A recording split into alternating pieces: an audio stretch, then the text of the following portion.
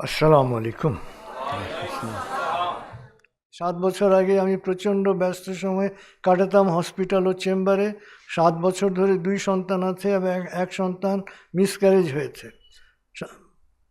বর্তমানে আবারও মা হতে চাচ্ছি, কিন্তু আমার খুব খারাপ লাগে, কারণ আমি কোনো প্র্যাকটিস করতে পারছি না।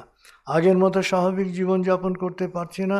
সন্তান ও সংসারের পাশাপাশি নিজের কথা চিন্তা করব।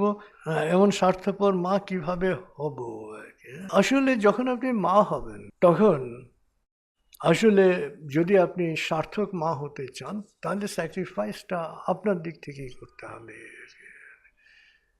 যদি আপনি না করেন, যদি আপনি প্রফেশনের টপে যেতে চান, একটা স্যাক্রিফাইস করতে হবে।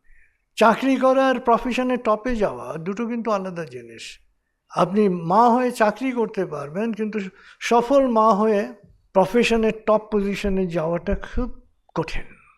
আবার প্রফেশনের টপ পজিশনে যেতে গিয়ে যদি আপনি সন্তানের প্রতি অমনোযোগী হন, সন্তান যদি বকে যায়, তো আপনার কোনো পজিশন আপনাকে শান্তি দিতে পারবে না আর কি।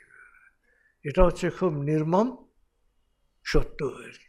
আমি অনেক প্রফেশনালি সাকসেসফুল লেডিকে দেখেছি, সন্তান বকে গেছে, তার শান্তি শেষ। তিনি যে অনেক কিছু অর্জন করেছেন এটা আর মনে করেন না আর কি। তো অতএব এই সব কিছুর মধ্যে ব্যালেন্স করাটা হচ্ছে খুব ইম্পর্ট্যান্ট। কিন্তু সন্তানকে স্যাক্রিফাইস করে ব্যালেন্স করতে যাবেন না আর কি। অন্য সব কিছুকে স্যাক্রিফাইস করেন, কিন্তু সন্তানকে স্যাক্রিফাইস করবেন না, কারণ সন্তান হচ্ছে আপনার ফিউচার।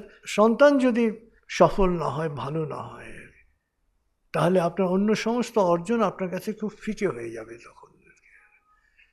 এবং শেষ বয়সে, পরিণত বয়সে আপনি তখন নিজে আফসোস করবেন শুধু, যে আমি তাহলে কী করলাম। কারণ আমি অনেককে এরকম আফসোস করতে দেখেছি। অতএব সব কিছুর মধ্যে ব্যালেন্স করবেন।